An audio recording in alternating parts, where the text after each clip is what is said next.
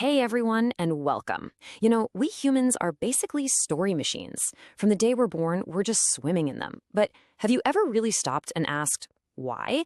Why are we so completely wired for stories? Well, in this explainer, we're going to dig in and try to figure that out. I mean, it's so true, right? As J. Hillis Miller puts it here, you can't find a human culture on Earth that doesn't have stories. We tell them to our kids at bedtime, we get them in the news, we're even sold stuff through tiny little stories and commercials. Our whole lives are just a constant flow of narratives. And yeah, that's the million-dollar question. If telling stories is as natural to us as, say, breathing, then what's it for? What deep, fundamental need does it actually satisfy? That's what we're here to unpack. All right, so to get our first real clue, we have to jump in a time machine and go way, way back. I'm talking over 2,000 years ago to ancient Greece, where one of the smartest people who ever lived first tried to crack this very puzzle. That's right. The philosopher Aristotle was one of the first to really sit down and analyze this.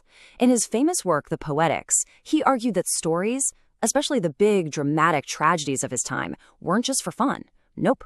They were doing something vital for us, psychologically. And he basically boiled it down to two huge ideas. So first up, you've got this idea of catharsis. Aristotle saw plays kind of like emotional medicine. When you watch a character on stage go through something terrifying or heartbreaking, you get to feel those emotions, pity and fear, but in a totally safe space. And by the end, you feel, well, cleansed, purged.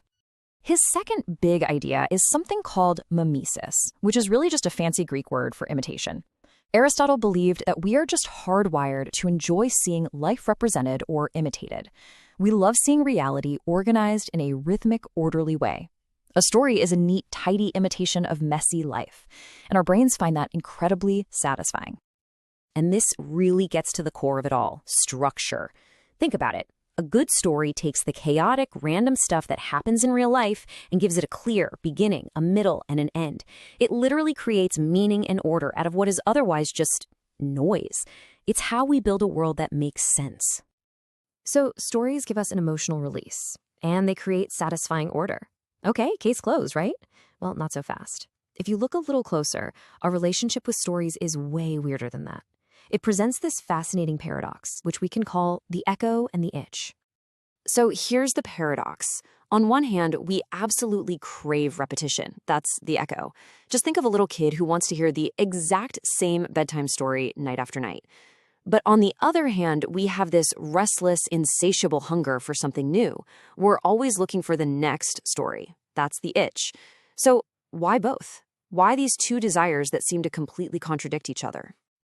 Well, the echo part is actually pretty straightforward. It's all about comfort. Hearing the same story over and over is reassuring. It helps us make sense of things, and it reinforces the rules and norms of our culture. And on a basic level, hearing familiar story patterns is how we actually learn the grammar of storytelling itself. Okay, so we like repetition. That makes sense. But what about that itch, that constant need for the next story, and the one after that? I mean, if stories are so great at giving us order and satisfaction, why isn't one perfect story ever enough? Well, the source text for this explainer suggests a really interesting reason. Maybe it's because stories, by their very design, are built to fail. And here's the thing. No single story, no matter how perfectly crafted, can ever truly capture all the messy complexity of real life. It just can't. Every narrative, by definition, has to leave something out. It leaves some loose end, some bit of uncertainty. And it's that little gap, that feeling of slight dissatisfaction, that keeps us hooked, always hoping the next one will finally give us the whole truth. So we've talked a lot about the why. Now let's switch gears and talk about the what. Like, what are the absolute bare bones ingredients you need to make something a story? Turns out we can actually break it down into a super simple blueprint.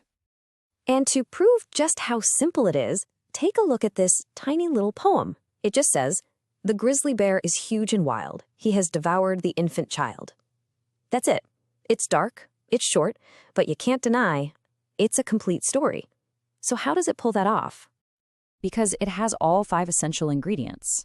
1, you've got an initial situation. The child is alive. 2, there's a sequence of events. The bear eats the child. 3, that leads to a reversal. Now the child is dead. 4, you see personification. The bear is called he. like he's a person with intent. And 5, there's a witness, that's us, the reader, who learns a pretty brutal lesson. Every single story you've ever heard has some version of these 5 things.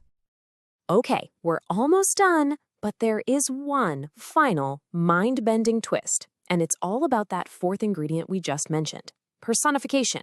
It turns out this isn't just some simple literary trick. It might just be the secret key to how stories perform their magic on reality itself.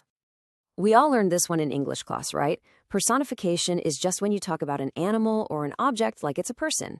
You know, the wind whispered or my car groaned. It feels like a bit of creative flair, some decoration to make writing sound nice. But what if it's way, way more important than that?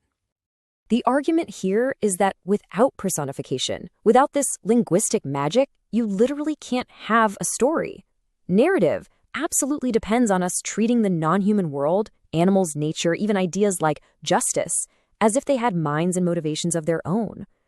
This little act of language doesn't just describe the world, it transforms it into a stage where drama can happen.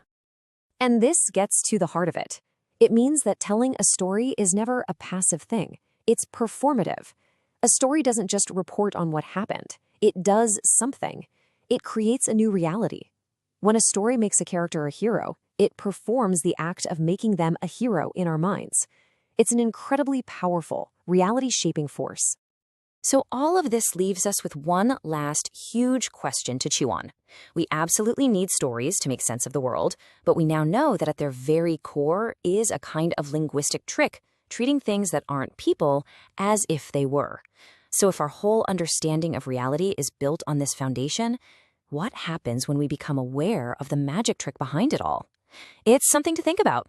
Thanks for watching.